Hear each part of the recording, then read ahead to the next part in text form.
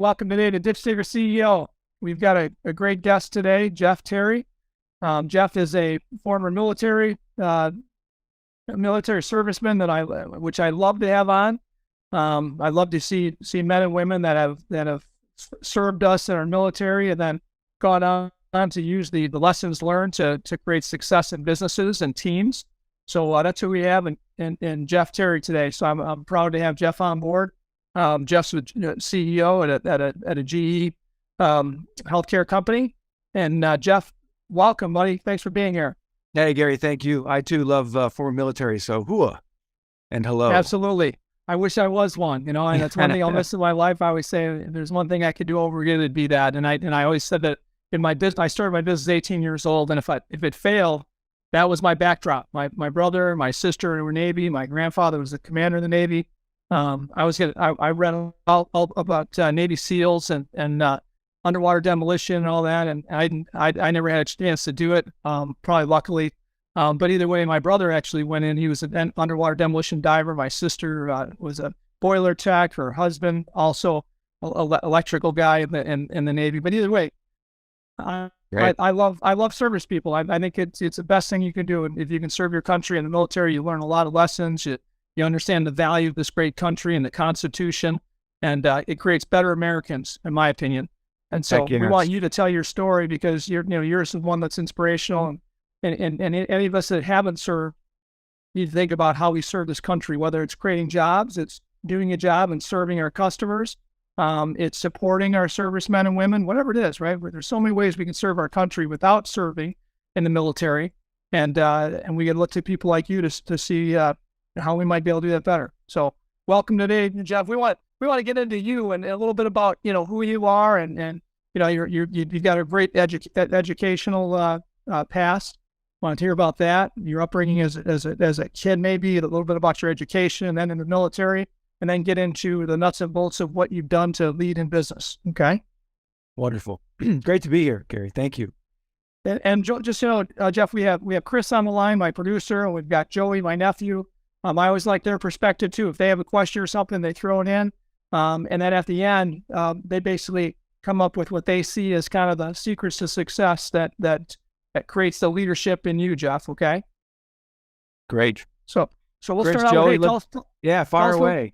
Tell us a little bit about your upbringing. As a kid, where you grew up, your family, and all that. What inspired you first to go get an education and then the military? Yeah. Thank you.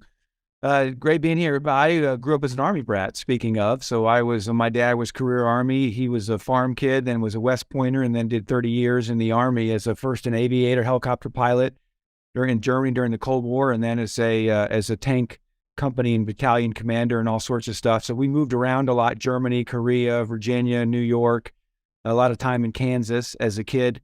And actually funny, so when I grew up in the military and then eventually went to join the military myself. And when I got out, I would ask people, hey, you're a civilian. What's it like to be a civilian? How do civilians live? What's the civilian? Because I had never been around people who weren't military people. I'd been in that bubble. So I grew up in that. My dad was a farmer. My mom was sort of a New York City girl. So an interesting combination of rural and sort of urban America. And then ended up finishing high school in Northern Virginia. Went to college on an ROTC scholarship at Vanderbilt, which I loved, and then served a little over 4 years as a lieutenant and captain in the 1st Armored Division as a combat engineer, which that means that mission is putting in minefields, breaching minefields, stuff like that. Wow. Loved it. That's amazing. So you went from Vanderbilt then, and then into the Army? That's right. Vanderbilt in an ROTC program, which is, a leadership program, which I have great respect for all the different, there's lots of leadership programs in the military, but I sure had a good experience with ROTC, beginning to teach you how to be a leader. And, being a leader isn't about, giving orders and being in charge. It's about being humble and being a member of the team and being a role model. And I learned a lot, still learning, but began to really think deeply about those things in ROTC for sure. Awesome. How did your electrical? You went to school for electrical engineer. Is that right? That's right, electrical engineer, which was tough. How did that help you in the Army in any way? In what you did in the Army?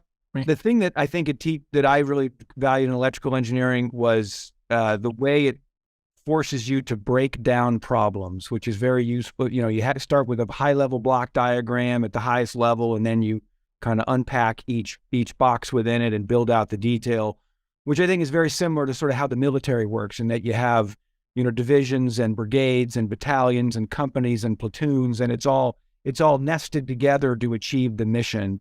And that was very much the engineering headset as well. That's never thought about it that way, but boy, that makes great sense. Yeah, the structure of electrical engineering and the structure of leadership and breaking down a problem, right? A challenge, and putting a team together to provide the solution, right? That's right. That's interesting. So, tell us then. You're 21 years old when you went into the military. What? That's right.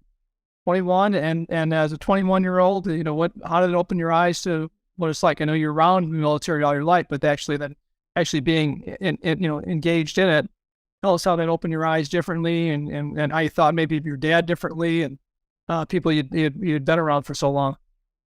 Oh, absolutely. Being in the military, what an amazing experience. As a couple things that come to mind. One is the funny thing about this duality between the officers and the non-commissioned officers. So, I show up as a 21-year-old lieutenant. I'm in charge of a platoon. But in the beginning, how in charge are you really? There's a 35-year-old sergeant who kind of says, yes, sir, but, he's really keeping an eye on you and making, he's running it more than you are. But there's a great grace that the non-commissioned officers show to treat you as the leader, even though you're the novice. And that structure is not there for convenience. That structure is important. But there's a great leadership aspect in that, and the humility and in valuing and appreciating and understanding the soldiers and the discipline of the soldiers and the career of the soldiers. And so loving soldiers was a big part of it. And what I mean by that is, soldiers are such an interesting bunch, all stripes, all flavors of people, but there's nothing better than going up to a guy at 4 a.m. and he's just covered in dirt and oil and he's digging his foxhole or whatever, and he's, hey man, how you doing, man? And kind of by all normal human measures, you'd say we should all be miserable. And he just looks at, oh, sir, they're just so happy and working so hard and so committed. And I just love the soldiers. And I, in the end, think a lot about soldiers today. Whenever there's something going on in the world, is, hey, whatever's happened politically, geopolitically, don't forget the soldiers, right? The soldiers. Other thing I loved about being in the Army was how big it is. And I went to Kuwait with an armored task force when I was in the Army, and that gave you a sense of how 1,000 of us flew over there, land at 2 a.m. in Kuwait. The officers are taken away for a CIA threat briefing. The non-commissioned officers draw the equipment. You come back together, you organize the team. And then within about 6 hours of touching down, you've gone from 1,000 people just in uniforms to 1,000 people that are equipped, that have ammunition, that are in armored vehicles, and that are issuing into the desert as an effective fighting force. And all the pieces that it requires to make that possible, from the aircraft to the pre-position equipment to the skills, it's amazing to see it at scale. And I learned a ton from that. Yeah, it'd be quite an experience. To be a part of it at scale, to understand my role. I have to be excellent at what I do. I have to understand what's going on around me. And if we do that, we are able to achieve these really things at great scale. Yeah, I mean, and that experience, I mean, how long did that last? How long was that? You guys landed, 1,000 troops landed with all that equipment and everything else. Tell us, give us a 2-minute about that, how that went. So we got all our gear and get up armored. Then we went into the desert about 6 hours from touchdown to when we leave the sort of assembly area and roll into the desert. This was in peacetime, but sort of between the two Iraq wars. But nonetheless, go into the desert ready to fight, armored and equipped, ready to fight after 6 hours with all the different types of ammunition and things that requires. And then we went into the desert, and whatever that was, within a couple hours, had sort of occupied our area. And then we sat there for 4 months or so, going out, patrolling, meeting the locals, working with the Australians, working with the Kuwaitis, to really rehearse and think about what would we do if Iraq attacked again? How would we see that coming? How would we defend against it? Which is an amazing experience to do as a 23-year-old or whatever it was. Yeah. the logistics of that, like you're saying, that's 6 hours. The logistics of putting that together and then having that all ready to go within 6 hours after landing and landing all that equipment to those people, right? That would be incredible. So, and again, I guess it makes me think on the back end of that deployment, you turn all your stuff back in and you repair it and clean it and all that. And that takes you about 3 weeks. So I guess as a mental model, it takes you 3 weeks to put your stuff away so the next guy can get in 6 hours and be ready to fight. But that's kind of what the military does, right? It really does that routinely. And that's absolutely maybe the other thing that comes to mind that I cherish so many things about that experience. But I love that phrase that they always tell us in the military, which is heroics are great, but great organizations are defined by what they do routinely. It's what you do every day as an organization, how you prepare in the morning, how you execute, how you issue operations orders, and all the different things that you do. And I think it's the same for the hospitals that I serve now, where, hospitals run 24 hours a day. And what makes them great is, it's not today at 6 a.m. what they did. It's every day at 6 a.m. they do this, and every day at 8 a.m. they do that. And there's this system of interconnected routine activities that make things go. Well, so let's talk about that. I feel like GE, a couple of buddies of mine went from the armed forces as officers into GE. GE seems to do a good job recruiting leaders out of the military. Tell us about that experience. Were you recruited right out of the military into GE, or what? How long ago? How'd that go? Yeah, I got out in early 2001. And at the time and still, but going back to Jack Welch, really in the mid 90s, GE put a premium on junior military officers, hiring folks out of the military. And so I guess I maybe wasn't recruited, but as I did my search and put my resume in the water, GE had a very, very favorable response to, to some degree, you could argue, less qualified, no healthcare background, but I came to GE Healthcare. I have no Six Sigma background, but my first job was in Six Sigma. But the GE filter said, hey, combat engineer, lieutenant, we'll give him the benefit of the doubt that he can learn these things. And I think GE's had a lot of success with that approach, bringing on early career military and upskilling them in GE.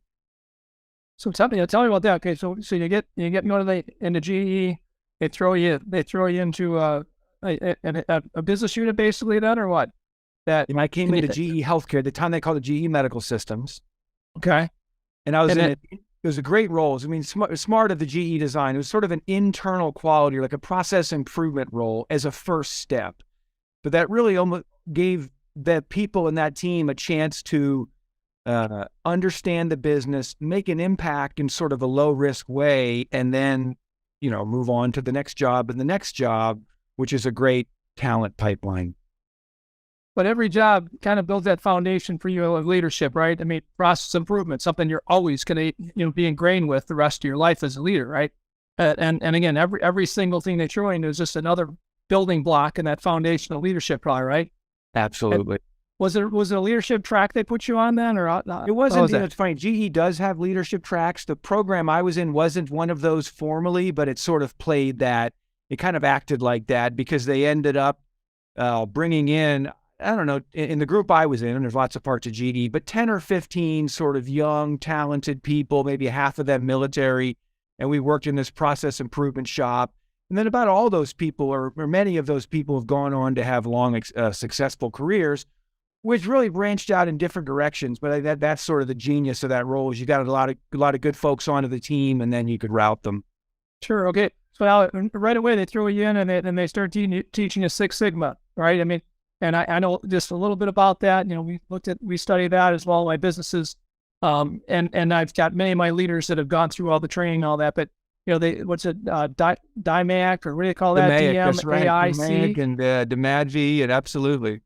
Okay, yeah. So basically, and how much of that within that system do you kind of know from military language? So that define, measure, analyze, improve, and then control, right? I mean, a lot of that's got to be similar stuff that you're taught in the military, right? Yeah, I would say the frameworks are different, but the concepts are identical. The military is very much about make a plan and then evaluate the resources of the plan. So don't, if we need to dig a hole that big, don't just sort of wing it. That'll take 12 hours. You say, okay, each truck can take 3 yards of dirt. There's going to be 3, how many trips is that? How long is each trip? How many walk? So really a planfulness that maps well. Yeah. And then in the GE world, it was sort of the concept of bringing the Six Sigma ideas into both service activities and to new product design activities, which I really learned a lot from that and that carry forward to now, which is this intense focus on crystallizing the problem we're going to solve, understand the problem before we jump to, solutioning, which is easier said than done, but that intense focus on the problem. So many leaders, come to the same conclusion, right? So, fall in love with the problem, right? Fall in love with the customer's problem, the problem that you have to solve as a provider, somebody serving your customer, right? We had a guy on, a friend of mine from Israel that was the founder of Waze a few episodes ago, and he just wrote a book, and it's basically fall in love with the problem, right? And if you fall in love with the problem, not your solution, because a solution's a singular thing, and it might solve a portion of a problem, but don't fall in love with that solution, because that may change and it may be totally different by the time you're done serving that customer. But you just constantly fall in love with their biggest problem, right? And it's something that not many people want to do. But if you do that well, easier said than done. And it's funny you say that. I reflect on my time in Six Sigma when both DMAIC and DMADV, the two big Six Sigma frameworks, start with D, which is define. Mm-hmm. But I'm not sure at that phase in my career I really saw that the way that I do now in my heart, which was define was almost like let's define the problem as quickly as we can so we can get on to the exciting parts of what we're going to do. And I think over the years that my headset's completely shifted. I spent some time with a group in the UK there's a Royal College of Arts deal. And I kind of got hooked up with them for some reason. But they do automotive design is kind of their, they train on. And they talk about, hey, if you're going to design anything for a car, you should spend 50% of the whole cycle on just talking about the problem.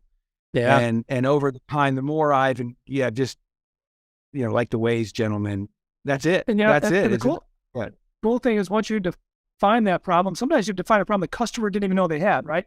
If you really fall in love with the problem or finding the problem, your customer actually kind of falls in love with you, hopefully too, because they're seeing you caring about their problem more than yourself, right?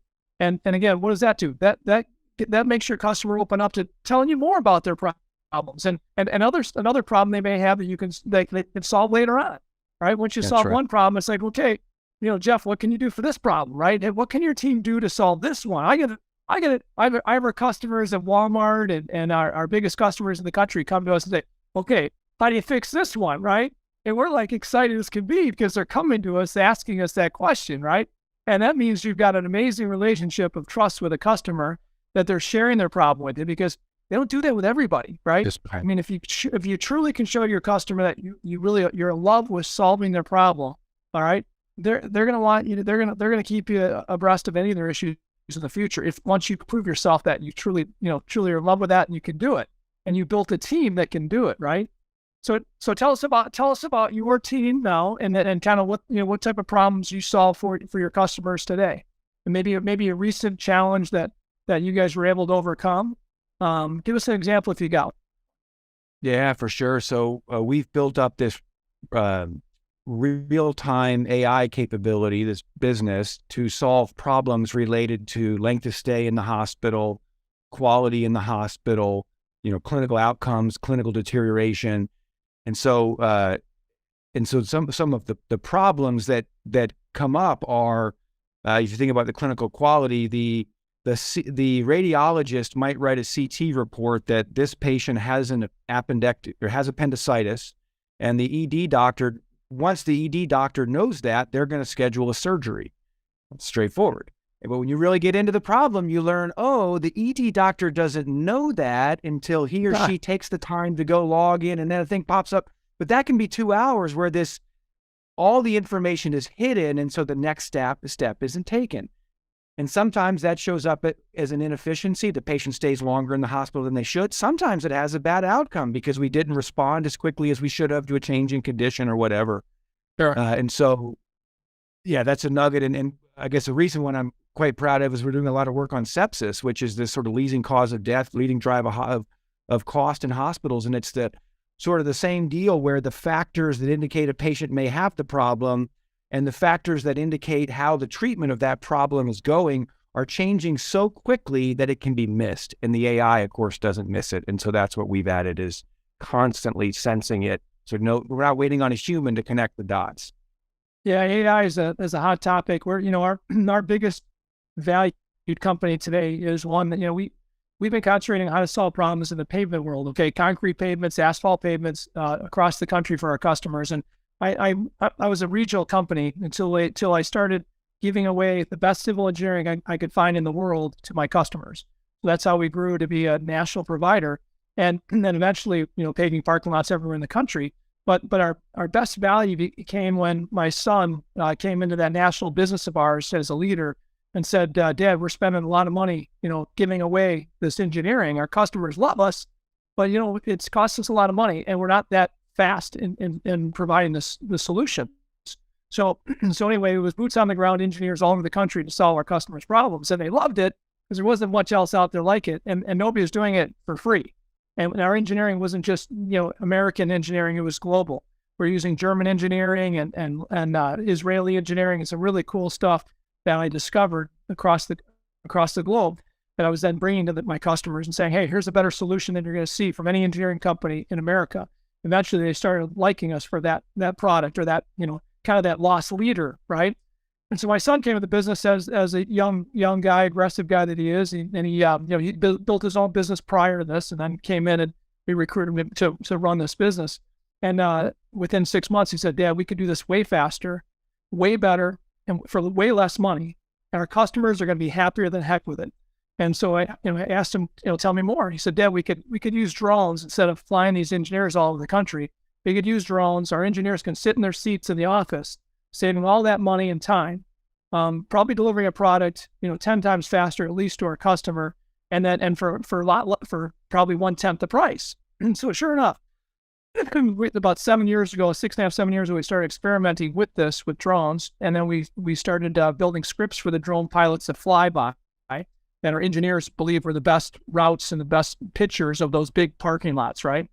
And 6.5 years later, we went from doing 50 million square feet of pavement management for our customers, basically managing their bad jobs, a bad pavement that didn't last as long as it should have. Today, last year we managed over 5 billion square feet of pavements. So big difference, and we're doing it all for 1/5 the price of what it would cost before, and it's 10 times better of a product actually. All used not today. It's not just building the scripts to fly by. They're all these drones are loaded with AI, and so the AI has the engineer's eyes right on the project in real time through the drones, right? So that business has gone crazy in value. It was a service to solve a problem for a customer, has become a business all by itself now, and that business is one of our biggest in the Rabine group of companies, and probably within 3 years will be the biggest valuation I've ever had. Yeah, it's a true definition of scalability, right? When you get it's a better solution at lower cost, so it naturally scales. Absolutely. Exactly. Anybody can afford this now, compared to, people didn't want to pay for the service unless they really had a big problem on a 1 million square foot property. Now a 10,000 square foot property would say, hey, that's pretty cheap. I want to, do my property.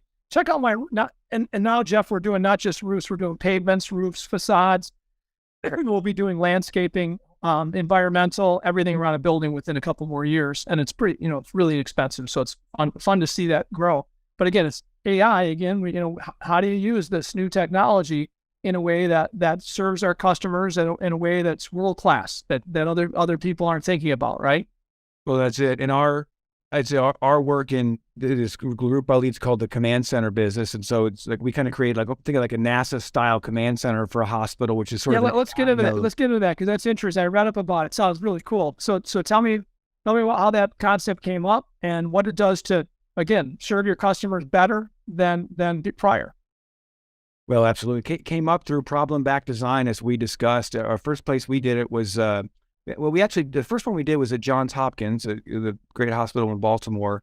We've done some similar research in Rio de Janeiro, where they have a a city command center like for buses and trash. But we spent some time down there and decided, hey, these same concepts of concentrating information and having some real-time actionability at a central point applies to clinical activity as well.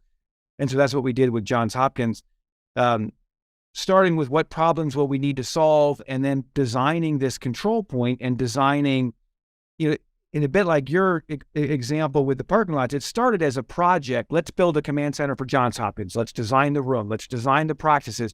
And then you pretty quickly get into, okay, so here's the problem we're solving, which is, we need better awareness of who's waiting in the emergency department, for example, so we can match resources to get them out of the emergency department when we're congested. And then you kind of get into we went into this thing we call the AAA, which is what action do we want to take, what actor do we want to take it, and what analytic, what information do they need? And that's where it turned out, because the information was really the big gap in most places. So we built the command center at Johns Hopkins, and then we spread that now into a number of countries and different places around the U.S. And that means, and I think it's interesting for your, right, it's the project became a business, and that means a lot of things, including building up the career paths that you need to consistently deliver that everywhere somebody wants it. Wow, that's cool. So you had identified a talent needed to accomplish this as well. So you built one of these and saw the value. Your customer, you guys saw the value, and then were you asked to do more, or did you say, hey, we're going to start marketing this, or how'd that look?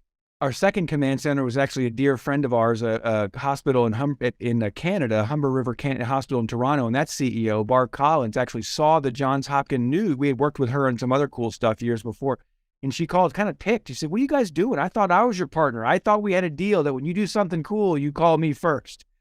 So she became our second command center, and that Humber River Hospital pushed these concepts further into more clinical problems that we can solve. As you can imagine, I mean, there's no shortage of opportunity in healthcare, and with partners like Hopkins and Humbers, we've steadily pushed the envelope on what's okay. So hey, now I want to go back to one thing you just mentioned. One little thing you said. I have friends of mine in business that never seem to get to like a world-class level, right? And they hear me talking about my customers. I love my customers. They're all very good friends. Most of them are very good friends of mine, my leaders, my son, and stuff. And they become very, very good friends. And some people say, how can you be such good friends with your customers, man? They abuse you, they do this. And I say, if my customers don't look at me as a friend, right? When they're having challenges, they probably don't come to me as fast with those challenges. When they have a problem with one of my crews out there that maybe isn't performing to the level the Rabine company they think should, they're probably not telling me about it very fast if I'm just a number. But being a friend, and I tell my customers, I said, I want to be your friend first, because I respect you. I need to learn from you.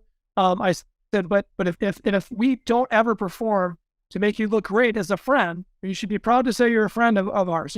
And if you're not, we don't deserve your business. If you don't think we're performing at a world-class level, delivering you the best services possible, then we don't deserve your friendship. And I'd rather be a friend than just a provider or a partner of yours. And we truly become friends that trust each other, right? And gosh, it's a heck of a lot better relationship. And you mentioned that customer in I think you said Toronto, a dear friend, right? Right. That's what we should be. We should be really good friends to our customers, and we should treat them like we'd want to be treated. And good things happen when you care enough. You're not thinking about the dollars. You're thinking about how do we serve them? How do we solve their problems, right? And they can feel that for sure. When you truly believe that, they can feel it, and you become a dear friend. And I've got so many friends of mine in business that they don't like their customers. Some of them don't like their teammates, right? And then, so that's a recipe for, my opinion, mediocrity in many cases. So, I love what you just said. Short things, and our dear friend of ours, right? I love that. So no, keep it up. I completely agree with you. We like to say customer relationships are forever. Like that's, and the other thing we like to say is we treat customer dissatisfaction like a home invasion. Like, I'm not trying to run some scorecard that we're at 70% customer satisfaction or whatever. Our default is everybody's happy, or we stop everything and make them happy. And I like it. And of course we're in a business to business. So it's not like we have 50,000 customers, right? We have, dozens of customers, which are big health systems, each bit very big, but it just has to be that way given the business that they're in and given the trust that you're describing. That's the commitment. You hired us to make you run a better health system, and you can trust that we're going to do that in a very authentic way. So tell us about the opportunity for growth in your industry with this product, the Command Center product, right? Tell us about the opportunity for growth. It seems like it's abundant when I think about, we do work in the hospital system world as well. Got some really good customers in the Midwest. But again, I think about these customers, that's something that seems like a no-brainer to add on, to bolt on to any hospital system. Yeah, we think so. It's sort of the way I think about it is the kind of software that we're bringing into healthcare, you could call a level 2 software. And it's almost like you could say from 1990 to 2020, very rough, healthcare adopted the electronic medical record. There were government incentives, all kinds of things happened. But basically, you had this digitization of the basic activities in hospitals and healthcare. And what's happening is, but the problem is the data that's created is sort of siloed and hard to use. So now you've digitized a lot, but it's hard to connect the dots to harvest what should be a lot of value. And that's where these level 2 softwares are coming in like ours that sit on top of that and connect the dots and apply the AI. And that concept, I mean, you could say it's not brand new, right? There are, dozens of examples of big successes, but there's another 20-year run ahead of really realizing most of that value. And that means getting more and more health systems and more places to adopt that kind of technology and to expand its applications from, and what I mean by that is there's a whole set of applications around sort of operational, emergency department access and staff allocation and clinical resolution of issues, as well as long-term pathway management and allocation. Some of these, for example, if a patient's on a certain oncology pathway, they need to have 6 radioactive treatments, and each of those have to be highly scheduled and have a very precise set of activities before and after. But when the drug is issued, that drug expires in 16 hours or something. So if you mess up one of those activities, this very expensive dose is lost. So there's this whole set of challenges that, we are unpacking and others are unpacking and will be for decades. The net of which is, how do we make healthcare more accessible to more people, lower cost per unit of care delivered, and better outcomes for everyone? So Jeff, tell me, okay, I'm going to have Chris carve out like a 3-minute elevator of your pitch to the hospital systems. I've got 4 or 5 friends that are CEOs of hospital systems. Some I'm partnering with and they're in business with. Some I'm just friends with them. I golf with them, whatever. Give us the 3-minute elevator of what you would say to them as the CEOs and the leaders of these hospital systems to consider GE's command concept here. Absolutely. I'd start by connecting with, more likely that health system is struggling with costs. Costs are up significantly since COVID, and there's massive staffing challenges. So they don't have enough staff. Staff are taxed. Staff are burned out. Very different than pre-COVID. And so the result of that is you have a labor cost problem, but you also have a quality problem because, like anything, when the team changes, you lose something, right? You get a new offensive line, you get more sacks. You get a new nursing team, you get less efficiency. And so that's the challenge they're facing. And it's, how do they just get all the work done, and how do they make it consistent? And that's where our software makes such a difference, because we can surface all the information that's being generated in these level 1 systems and make it so much easier for the nurses and for the doctors and for the case managers and all the different clinical roles to do their part in, whether that's in multidisciplinary rounds and so that's the opportunity for the health system is, can we help you use your data to save nurses time, to get the kind of quality results that you're already working towards, and to get the kind of cost improvements that are becoming acute for a lot of it. I mean, the numbers on the labor cost challenges the last 6 months are staggering, $100 million kind of problems, and we can make an impact on that. Yeah, I can't imagine the loss of labor in these hospitals and all they've been stressed and to create needs like you're saying, and be able to manage it much better with less people is something they all have to be looking for right now. So that's right, and make it possible to unlock some of the insights in the data, who's where, waiting for what, who's in danger, who's going to be in danger, and also make it possible to be consistent.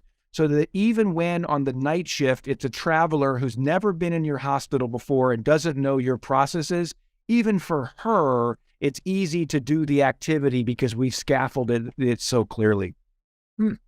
Awesome. Is there an easy way when I look at, I've been in a couple of hospitals over the last few years and when brought my wife in years ago, and then like different friends here and there, and it seems like the you can go in there with a heart attack potentially, something major happening, and you got to sit through check-in, right? If you could just fill this out, wait in line. If you can fill this out, wait, no, so I think there's a heart attack going on here, right? I mean, if you could just be patient, just fill this, then if you ever got out, there's four people in front of you. No, we think this heart attack. I mean, again, is there ever something that's developed or something out there that makes that process so much more efficient than it is today? I think a lot of places are working on that, absolutely. And yeah, when do you skip? Certainly, they should have practices for when do you skip the line, and they register you later.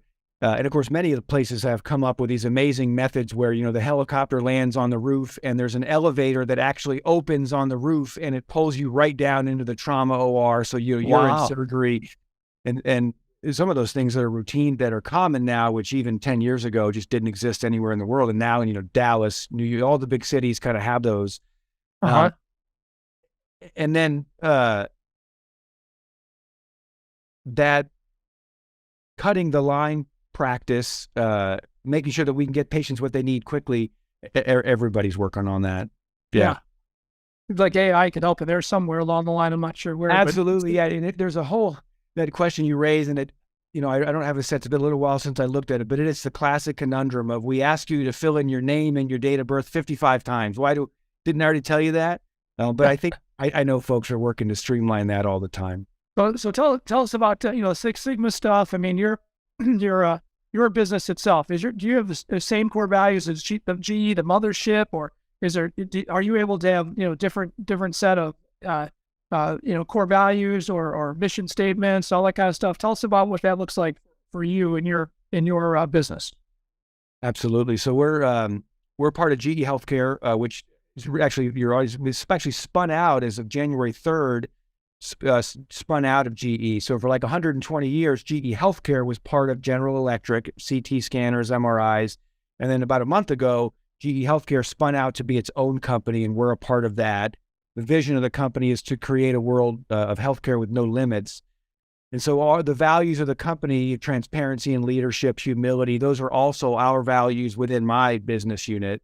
And then we sort of have our own values that add on top of that. And some of the big, which are sort of, fit for purpose for exactly what we do, which is professional services and software, as opposed to, say, device manufacturing, which some other business units are.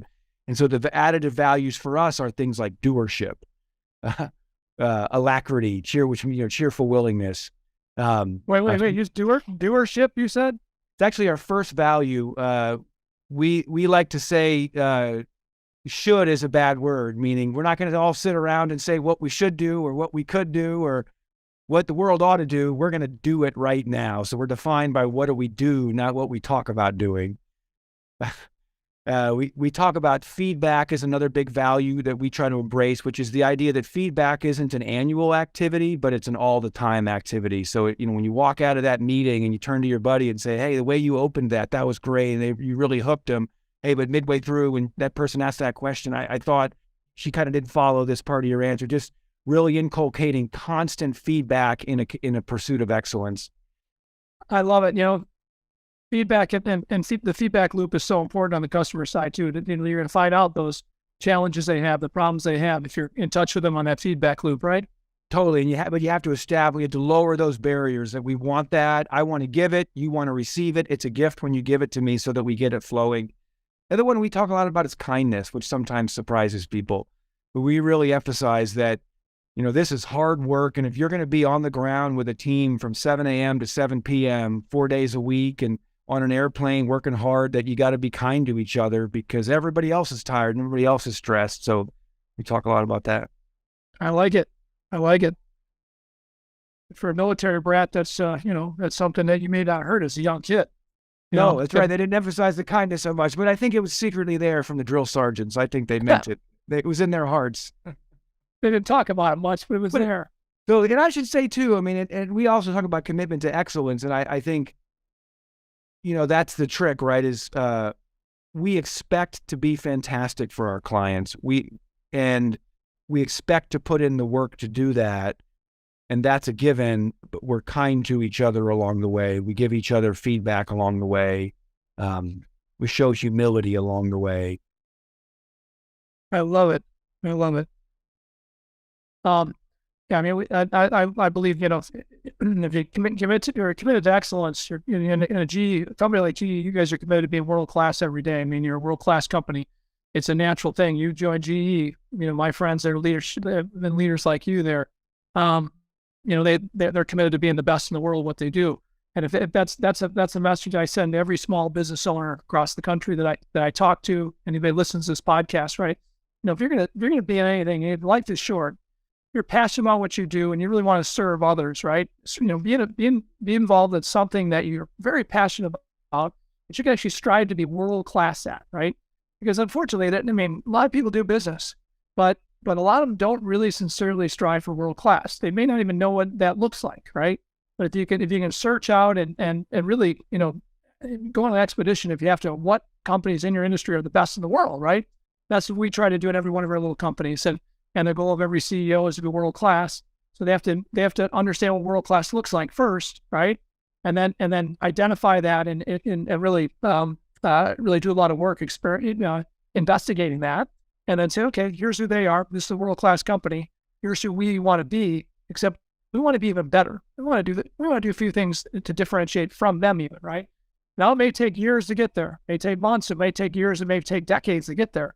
But if that vision is at least in sight, with a great team, it'll get there, right? That's right. If the vision is right and the values are right and we're focused and we're going to move closer. Are we moving fast enough? Well, that's another question, but are we moving in the right direction? That should be guaranteed. And exactly. we expect our leaders to role model that excellence, that to show people. When we say we do great customer service, what does that look like? Well, don't read in the book. Look at the leader nearest you, and you should see it embodied. Yeah. Exactly. They better exude it, or they shouldn't be leading your team if they don't exude it every day, right?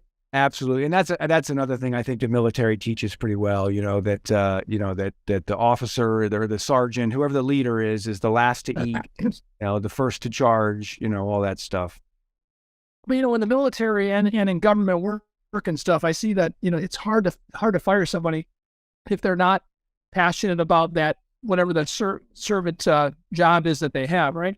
It's not easy to fire. And I feel sorry for my friends in government that you just can't fire anybody, even when that person has no interest in being there and is a detriment to the team. They can't fire them, right? They put them somewhere else or whatever. It's a miserable thing. And I can't stand that so many people have to live in that environment. In my business and in your business, I hope, right? I mean, we don't fire easily. It doesn't come easy to fire somebody, right? We're pretty upset if we have to fire somebody we know is a great person. But sometimes people just aren't fit for a job, and you don't have a job that they're fit for. You're doing them a service and yourself a service by helping them find something that makes more sense for them, right? And again, I feel that in our business, we have solid core values. And if you don't live by those core values, you're not going to last in an organization, right? And I think that makes it so much easier to serve our customers. Absolutely. And serve and each I feel other. bad for the leaders, and obviously you have to do the right thing by people and all that stuff, of course. But yes, there's a high bar, and we expect you. And if you're not, and of course, if you don't take action in those situations, everybody else sees that, and then they immediately know these values are not real. This commitment to excellence is not, and so you have to be constantly vigilant. And when you do act, the team says, "Hey, these guys mean it, and I'm that much more committed." And I'm with you. I feel bad for places that don't have that flexibility because it is so hard to maintain a commitment to excellence without it. Yeah, unfortunately, I'm dealing with school systems in my state of Illinois. Just helping out where I can to lead. I ran for governor recently in Illinois and realized one of the biggest deficits is our education system. And when you dig into it at all, you find out that you can't fire a teacher no matter how bad they are. I mean, they can do some really bad things, and you really almost can't fire them, right? And so just think about the simple thing of a teacher not being passionate about the job, and they're just there for their 30, 25 years and their pension and whatever. That's a terrible thing. It's bad for our kids. It's bad for the history, for the future of our society. And unfortunately, Illinois and many states like Illinois are dominated by monopolized unions. And I'm not even I'm a labor guy, right? I built my business through labor first. I love labor. I love, people in labor. They're doing the hard jobs that we do in my industry, but I can't stand monopolize anything, right? Monopolize business that doesn't do anything to provide value. There's not many of those out there, in my opinion. But monopolized unions are the worst when it comes to doing that. So, and there's plenty of unions across the country that I see that seem to do a good job, actually, delivering a great product to their customers. I feel like, the unions have to do the same thing. They have to be challenged to deliver a great product. And that means in the school system, educating our kids every day with passionate people, or get out of the way, go do something else. Right. And I like that term false kindness in those situations, because sometimes the motivation not to fire is but that person is in a job they don't love. They're not excelling at it. While there is some transition disruption, obviously, in most cases, they're better in the long run by finding the thing where they're better suited. False kindness, you said, right? Yes. I like that. Because so many people fall into, oh, they're so nice though. They're really really nice. They really care. Well, if they care though, they'll be delivering results. So if they care, they're going to show their passion every day, and everybody around them is going to want to work with them. So you're right. Yeah, I mean, we all have to be compassionate. We all have to love the people around us. To be compassionate and kind. Part of kindness is honesty and transparency. That, hey, you're not excelling at this, and there's got to be. And that's probably one of the toughest things as a CEO, right? I mean, delivering the bad news sometimes is a tough thing. But it's what's funny? It's funny on that, because I actually, over the years, early on when you had to give those discussions, I was really, you kind of not sleep well. Over the years, my attitude has changed on that. I do see it now. It's almost an act of kindness to have that, and set it up the right way and have a relationship. But I feel it as an act of kindness in my old age, I guess. Good. Especially if you're there to kind of help them find their next thing. I mean, I do that sincerely from a place of, we've thought deeply about this, and yeah. Yeah, exactly. I think you can. Often you can do that. I've got a lot of experiences I've had, not as many as I'd like, where, somebody wasn't a fit, and then we helped them find something, through an organization that was a better fit. And in the long run, everybody's happy. That's the best when you can do it, right? So, I want to get these other characters to throw some questions at you, Jeff, if that's okay. Joey or Chris, Joey, how about you first? Throw some questions at our new friend, Jeff. All right. Hi, Jeff. Hi, Joey. I just wanted to say thank you so much for serving our country. It's people like you that has allowed me to come to America and have the freedom to learn and be a young entrepreneur. One of the things I picked up was being a leader is about being humble and taking charge. And then another one was electrical engineering forces you how to break down problems to bring great solutions. So I wanted to know what was your greatest fears that you had to overcome on your journey to become a young entrepreneur, and who are your mentors? Yeah, great question. They're great questions. I don't know why the fear that came to mind was being in the Army and the fear of jumping out of airplanes, which I did at airborne school a few times. And that was a great experience, because when you're standing in the corridor waiting to jump from the plane, I at least felt fear. I think a lot of people did. But then the moment you're in the air and you realize you're not gonna die, you feel total euphoria and you want to go again. I want to go again right now. And I think from that experience of airborne school, I don't know, it maybe gave me some confidence that, maybe fear can lead to euphoria. So fight through it, kind of thing. I've had a lot of great mentors over the years. Certainly, Laurent Dubois was a great mentor of mine. He was a McKinsey consultant who I learned from him sort of almost a hyperactivity, and sort of the idea of the McKinsey guys that say you're very high price management consultants, which means when we show up, we're not going to do small talk. They're right to the point. They just walk in and boom, let's go. How's this business going to get? And then at first it kind of puts you off, and then you realize that's what the customer wants. They're paying a lot of money. They don't want you to be milquetoast. They want you to push the thinking. And that was a great lesson of mine from Laurent.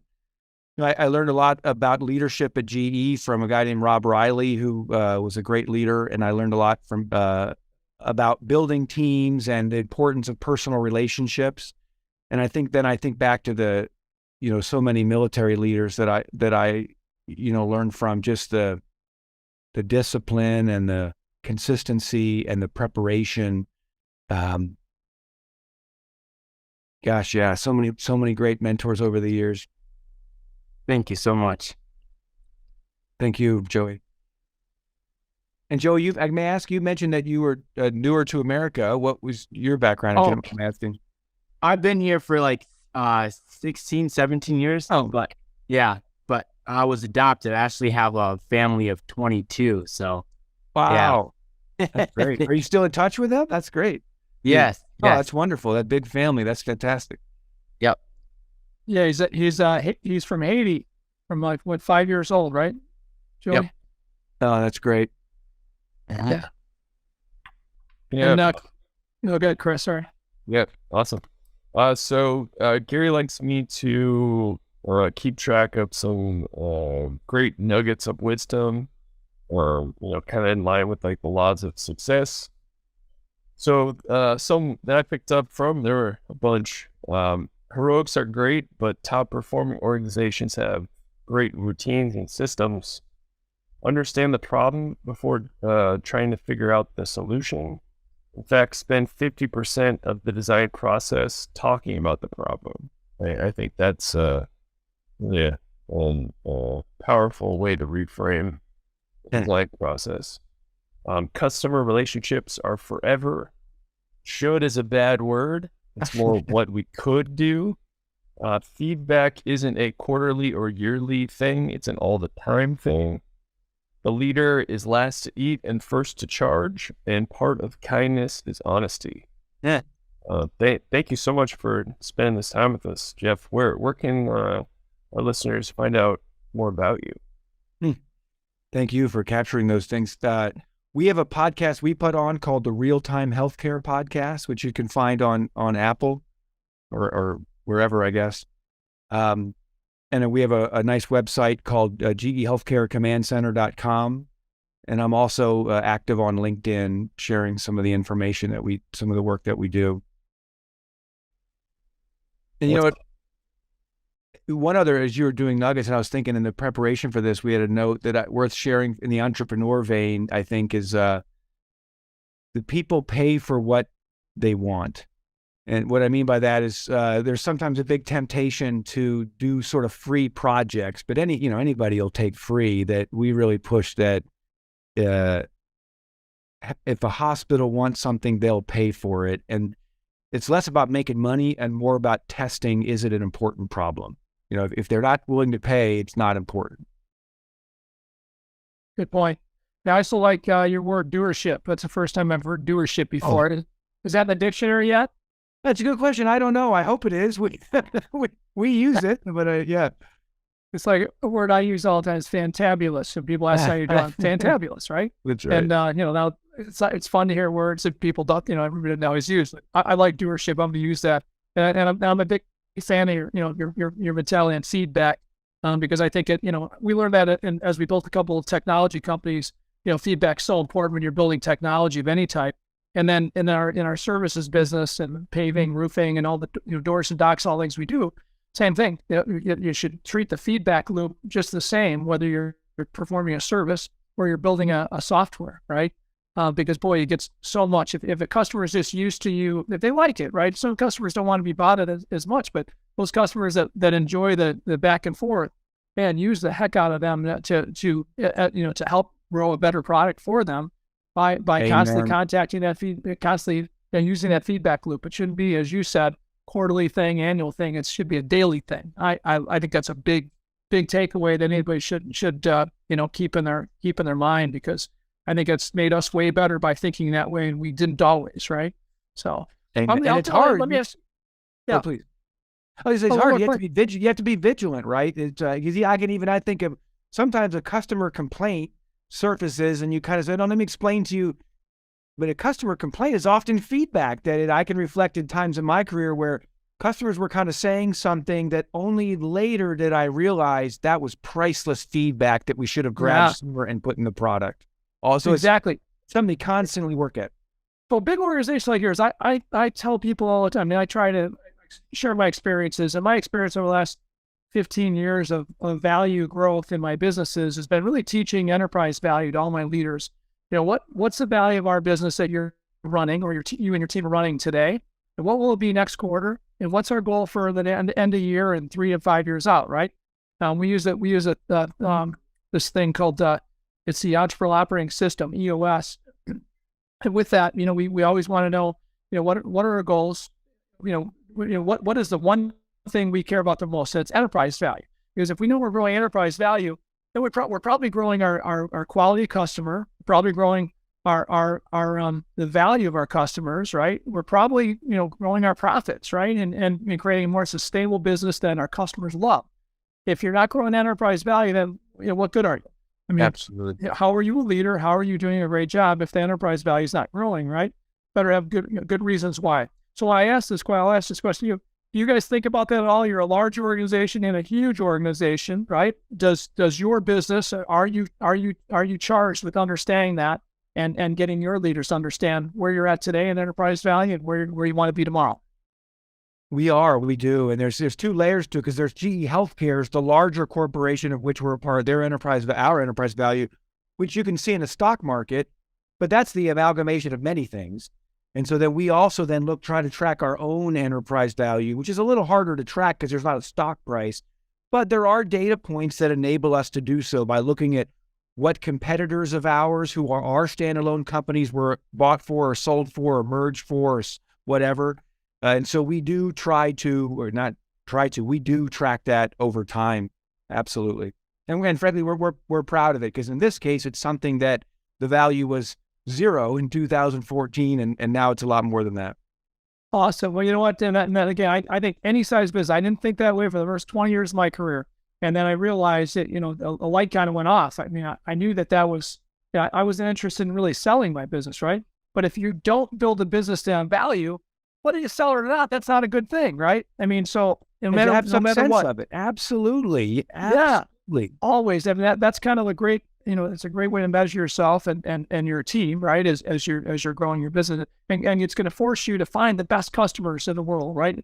Instead of saying, we're doing more revenues with more customers. Well, if those customers are abusive, aren't your friends, don't really care about you except a low number, you know what? Those revenues don't mean a lot, right? And totally. So, which brings you back to that constant challenge of saying no to so many things. Is by Exactly. having my North Star, no, we're not going to do that. That sounds interesting, but no, that's a distraction, which is a constant challenge to triage. Absolutely. As entrepreneurs, we want to solve all their problems, right? And you know what? We have to stay focused on what we're great at, and then recommend other people for the things we're not. Otherwise, we fall on our face. But awesome. Well, that was the last question I had for you, and I really appreciate you being on today, man. You're an awesome guy, and if you want, we should touch base. I'll get you into a conversation with Roberto Trujillo, this neuroscientist that's really doing amazing things to solve the problems of the brain. And you may have friends or something that you want him to talk to as well. Just to, I like building networks of friends that work together to solve problems. And you may have, an outlet for him or somebody in your network that you want to meet. If I get smarter on the topic, I may know, run in and immediately have a say. I'd love that. You're awesome, man. Jeff, it was really nice having you on board today. Yeah, Gary, you too, man. Thank Great you for stuff. all you do. Enjoyed it. Thank you. We need you in this healthcare world. It's got to get better and better as our communities get older and older. We need you, right, to get smarter and smarter, faster and faster, and do everything to provide these teams of God, these godsends that are healthcare providers, these nurses and doctors, right? You need to provide with the best tools, so as we get older, they can continue to do a great job on us. I'm glad you said that. Just to say, I mean, what motivates me, what motivates my team is those caregivers. They're the soldiers of healthcare. They're there every day. And guess what? Every day people are sick and dying, and every day those nurses are there and there's doctors are there, and that's it. Helping those people do that important work. That's what we're trying to do. It's so important. Absolutely. Well, Jeff, thank you, Jeff Terry, for being on DDCEO today. I really appreciate it. I'm Gary Rabine, and we're checking out. See ya.